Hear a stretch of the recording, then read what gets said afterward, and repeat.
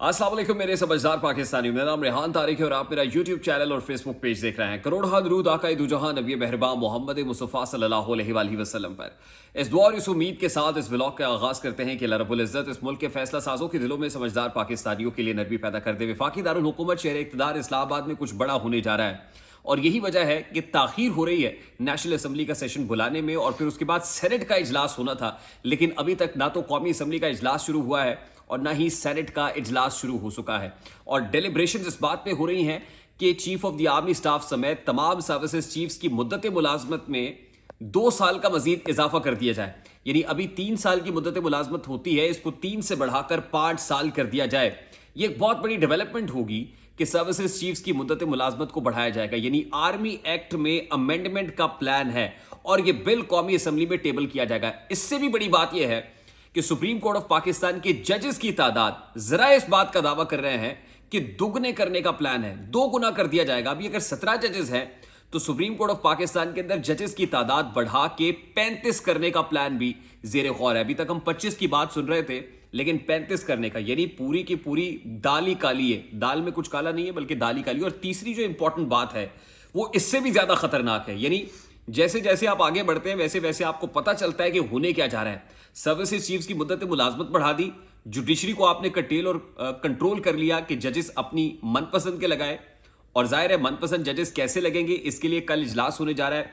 17 से बढ़ा के 35 कर दिया और supreme court practice and procedure act जो है उसके अंदर तब्दीली करके जो जजेस कमेटी है उसको रिकंपोज किया जाएगा। अभी जस्टिस याहिया अफरीदी के आने के बाद हमने देखा कि जस्टिस मुनीब अख्तर भी कमेटी में आ गए, जस्टिस मंसूर अली शाह भी कमेटी में आ गए। अब जस्टिस मुनीब अख्तर को कमेटी से निकालने के लिए जो तीसरा जज है, अब यह कहा जा रहा है कि वो जो आईनी बेंच का सरबराह होगा वो इस जजेस कमेटी का मेंबर भी होगा। और आप अंदाजा कर लीजिए कि आईनी बेंच का सरबराह कौन होगा। यानी जस्टिस अमीनुद्दीन खान साहब आईनी बेंच के सरबराह होंगे, उनको जजेस कमेटी में शामिल कर दिया जाएगा। यानी मकसूद यह है कि एक जज को निकाल बाहर किया जाए और हुकूमत अपनी मर्जी का फैसला ले सके। ये तीनों ही बड़ी इंपॉर्टेंट डेवलपमेंट्स हैं और इन्हीं डेवलपमेंट्स के कॉन्टेक्स्ट में अब से कुछ ही देर में जमीयत उलमा इस्लाम फी के सरबराह मौलाना फजलुर रहमान साहब एक हंगामी प्रेस कॉन्फ्रेंस करने जा रहे हैं।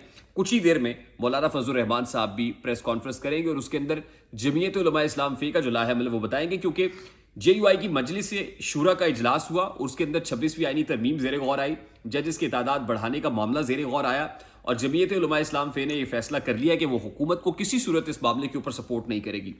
अब रह गए हुकूमत के इत्तेहादी।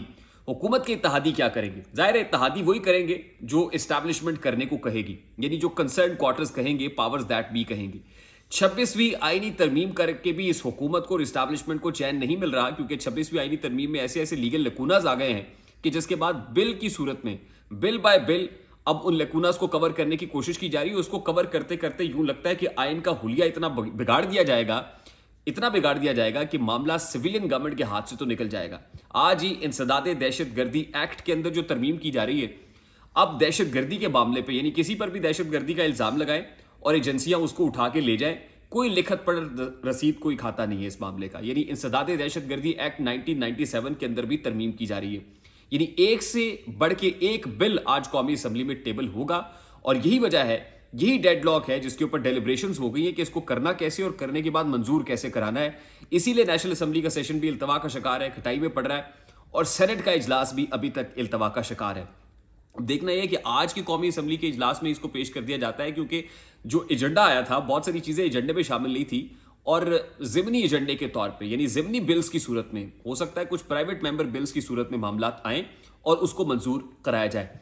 तो ये सारी कहानी इस वक्त इस्लामाबाद के अंदर चल रही है। अब कल का दिन इंतहाई अहम होने वाला है, वो इसलिए कि कल जुडिशल कमीशन ऑफ पाकिस्तान का इजलास है और जुडिशल कमीशन ऑफ पाकिस्तान के इस वक्त 12 मेंबर्स हैं, लेकिन जुडिशल कमीशन की कॉम्पोजिशन ये है कि 13 लोगों पर मुश्तमिल होगी। 12 लोग अभी हैं। जो 13वां मेंबर है वो आईनी बेंच का जो सरबराह होगा यानी प्रिजाइडिंग जज होगा, वो 13वें मेंबर के तौर पे जुडिशल कमीशन के अंदर शामिल हो जाएगा।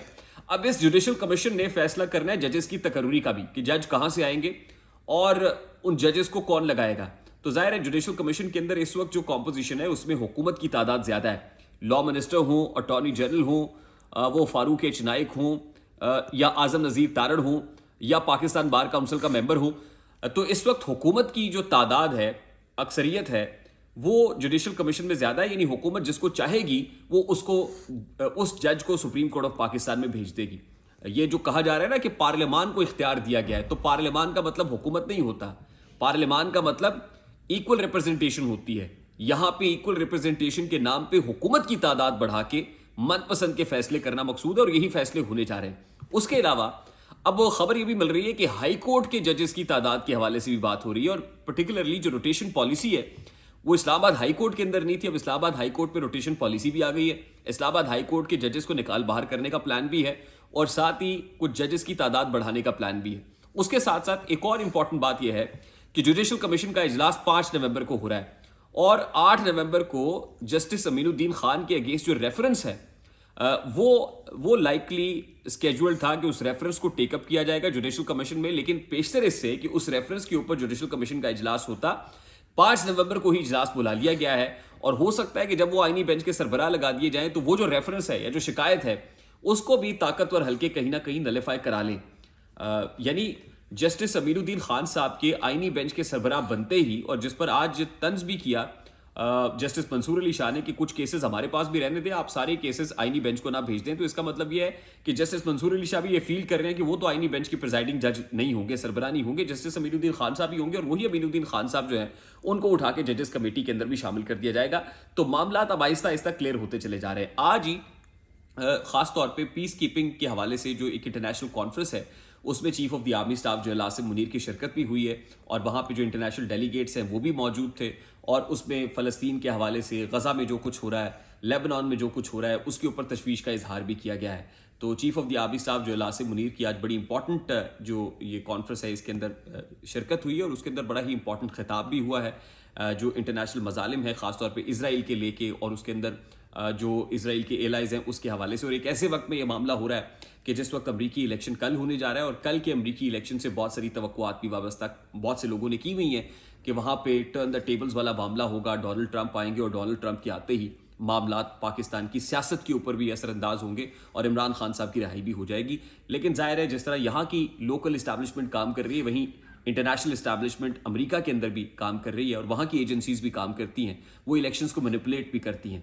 डोनाल्ड ट्रंप के हक में कम से कम एजेंसीज तो इस वक्त नहीं है, और ना ही वहाँ का मीडिया है। तो इसलिए लम्हा ब लम्हा सूरत हाल तब्दील हो रही है, इसलिए अभी पहले ही कबल वक्त कुछ नहीं कहा जा सकता मामला क्या होगा। आई होप मेरी बात आप तक पहुंची होगी। अगर पहुंच जाए तो वीडियो को लाइक और शेयर करना मत भूलिएगा। चैनल पे नए तो चैनल को सब्सक्राइब कर लीजिएगा, बेल आइकन जरूर दबाइएगा। मुझे रेहान तारिक को इजाजत दीजिए, अपना बहुत सारा ख्याल रखिएगा। अस्सलाम वालेकुम।